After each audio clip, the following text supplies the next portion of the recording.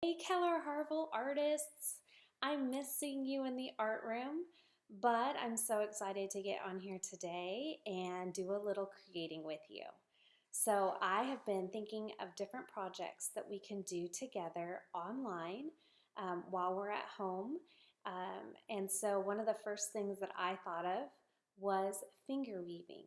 So you can see my beautiful necklace that I'm wearing that is actually made from finger weaving. I know a lot of you already know how to finger weave, but a lot of you have asked me to teach you how to finger weave, and we just don't have a lot of time when we're in the art room to do things like that. So what a perfect opportunity right now. So I wanted to tell you that all you need for this project is some yarn. It can be any color, any weight, any type. So whatever you have around the house is going to be just fine. And then you will need a pair of scissors. And that's it for this project. Of course, you do need your hand. I will tell you that when you finger weave, your hand becomes your loom. So if you remember from weaving in the art room, we've talked about looms before. Looms are what holds our weaving into place. So in the art room, we've used cardboard looms, a piece of cardboard with slits cut on either side to hold everything in place. We've also used paper plate looms. So that would just be a round paper plate to create, if you're in third grade, we did those tree weavings. I think last year with some grades I did a circular weaving. Those things all just hold the yarn into place while we're working on it. So today your loom is going to be your hand. So that means that first of all, you need to wash your hands really good before you start this process.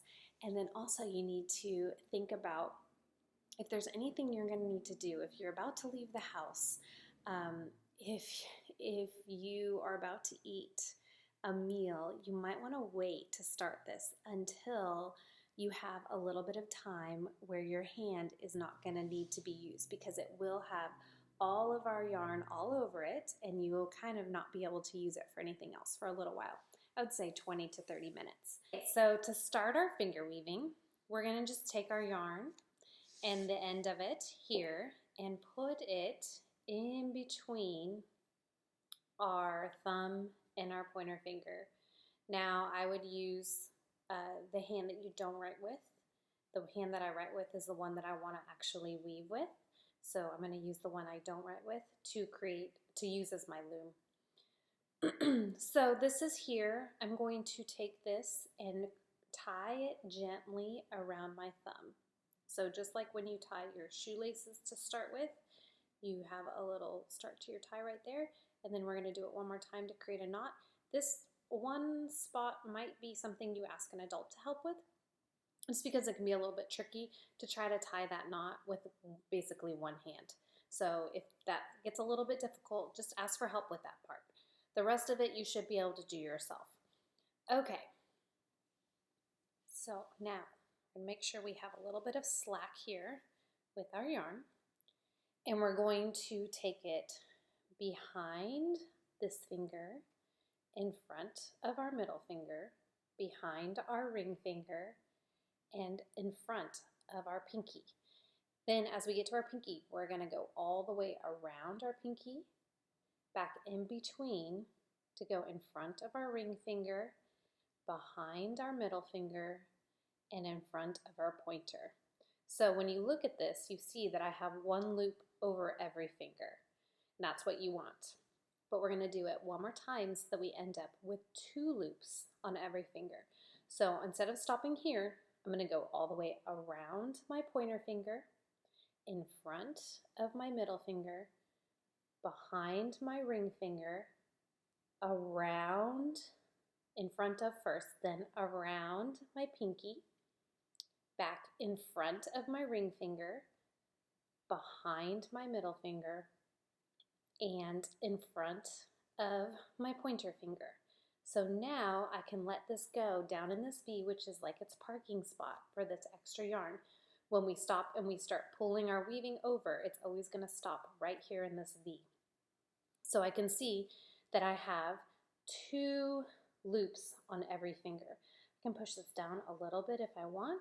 And one of the things we want to be careful of is that this yarn right here does not drop underneath the loop that was already done.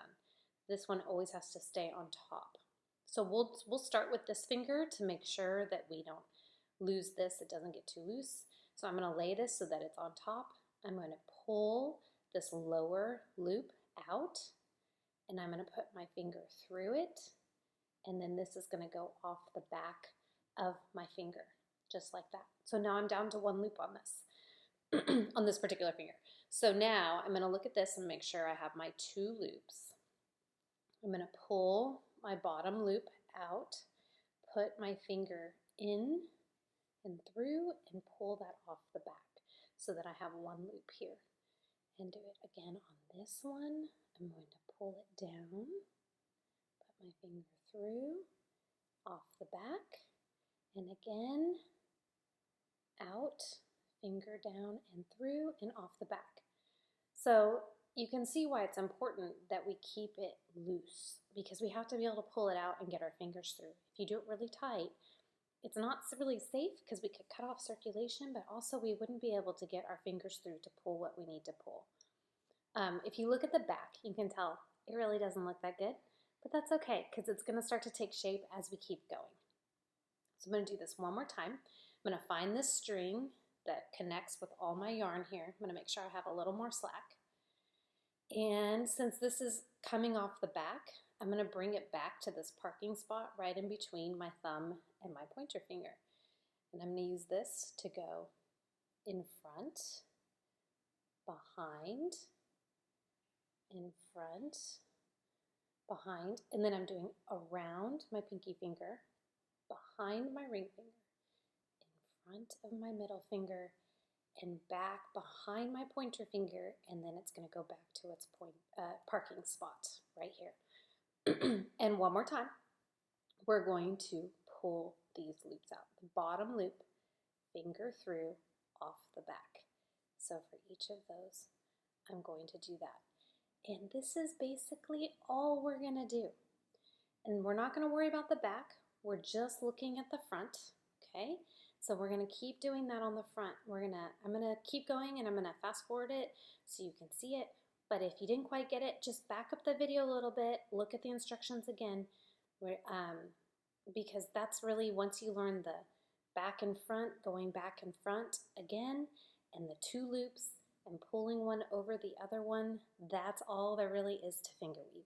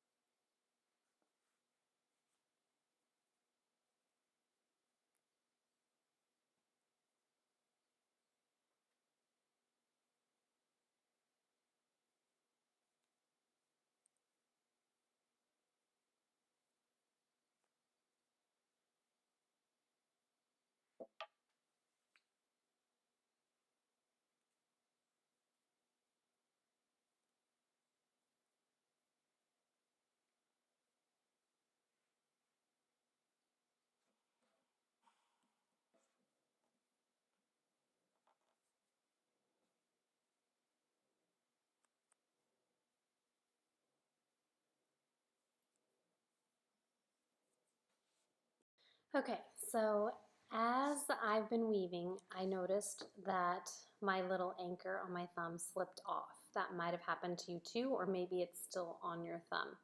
So now that I see some patterns starting to begin on the back here, we're ready to take it off of our thumb anyways.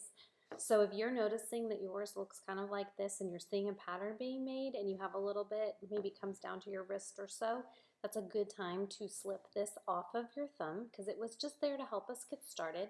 You're going to look at the back and you're going to pull gently until you feel it create a little bit of a knot right here. Okay, so that's going to serve as one end of our chain.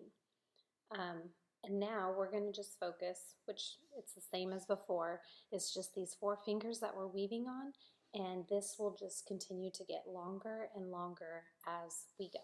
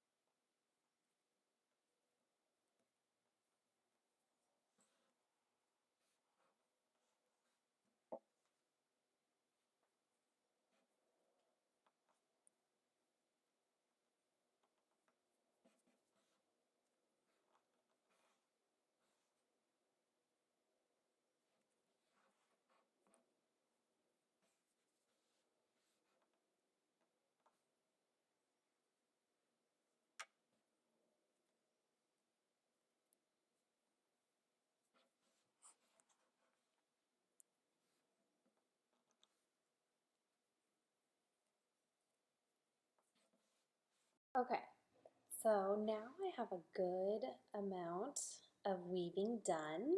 So I think it's time for me to stop. So what you need to do in order to get this all tied up so it doesn't unravel, if you were to take it off your fingers right now, it would all just unravel and go back to a single string. So make sure you don't do that. So in order to get this off properly, first of all, you're going to cut probably about a foot. So we have a long tail right here. Now, for each one, I am just going to lift out that loop, put this through like this, and then I can take that one off my finger. So I'm going to go to my next one. I'm going to take the end of my yarn, pull out this loop, put this through, pull, and take that one off. Now to the next one. Take my end through that loop and take it off. Now this last one, it always gets a little bit scary because it starts to sag and you start to wonder, am I going to lose it? Make sure you get that last loop. So you can see it's already really open, so I'm just going to stick this through, pull, and then just like we did when we took it off our thumb, we're going to pull gently to create that knot on this end, and then you should have a good piece of finger weaving. Now I have had some students that have made it way, way, way longer than this. So if you have the time and you have the yarn, go for it. All right, Keller Harville, well, that's it for me today. Thank you so much for joining me and creating with me online. I miss all of you and I would love to see what you guys are creating. So if you're viewing this on Facebook, I would love to have you get an adult to take a picture of you while you're working or when you're all finished with your finished product and post it in the comments. I would love to be able to see what you've done and be able to have that conversation with you.